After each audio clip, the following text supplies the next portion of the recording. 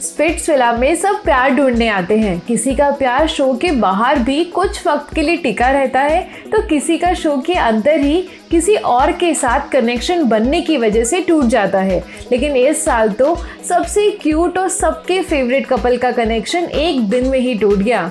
Hey guys, it's me Monika और आज मैं आपको स्पिट्सविला सीजन 14 के सबसे पहले ब्रेकअप्स के बारे में बताऊंगी।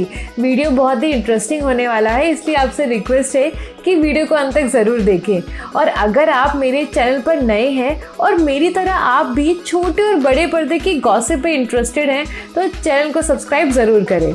इस साल पहले ही वीक बहुत सारे कपल्स बने, जिसमें से काफ़ी लोगों ने तो एक दूसरे से गेम में लास्ट तक साथ रहने का वादा भी कर लिया और कुछ ने तो प्यार मोहब्बत की बात भी कर ली।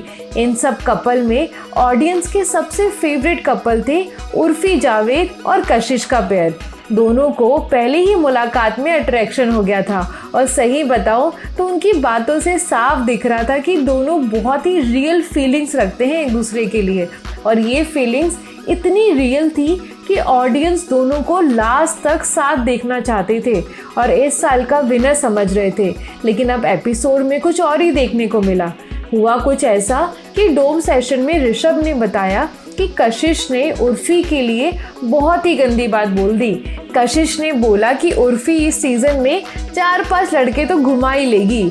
ये बात सुनकर उर्फी ने अपना सारा पारा खो दिया।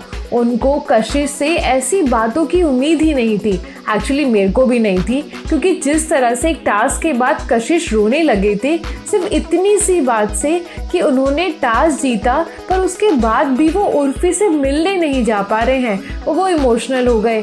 और सबसे क्यूट जेस्चर तो ये था कि उन्होंने हनी के हाथों उर्फी के लिए एक गिफ्ट और रोज़ भेजा था। कशिश की आंखों में उर्फी के लिए सच्चाई थी, तो ऐसी बात क्यों बोली। ये बात सुनकर उर्फी ने कशिश को बोला कि वो अगर और लड़कों से बात कर भी रही है तो उसमें प्रॉब्लम क्या है। वो अगर लड़कों से चिपक जाए या प्यार की बातें करे तो कशिश को शिकायत करने बनती है, पर सिर्फ लड़कों से फ्रेंडली बात करने में कशिश इतना पॉजिटिव क्यों हो रहे हैं।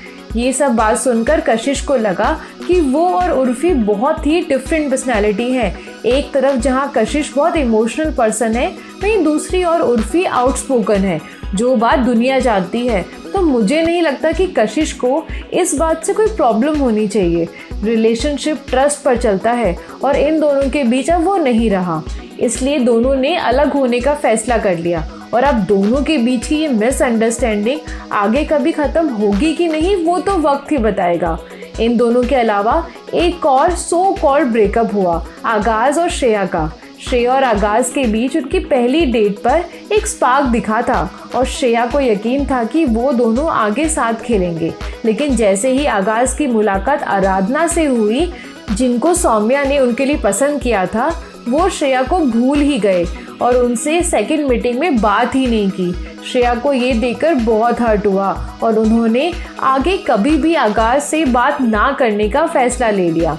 लेकिन उर्फी और कशिश के लिए आपको क्या लगता है कि वो दोनों आगे जाकर वापस एज ए कपल नज़र आएंगे या फिर इनकी स्टोरी यहीं तक थी? मुझे कमेंट करके ज़रूर बताएं और ऐसे ही इंटरेस्टिंग टॉपिक्स के लिए चैनल को सब्सक्राइब करें। आज के लिए विदा चाहती हूँ, जल्दी मिलूंगी अगली इंटरेस्टिंग गॉसिप के साथ। Goodbye guys.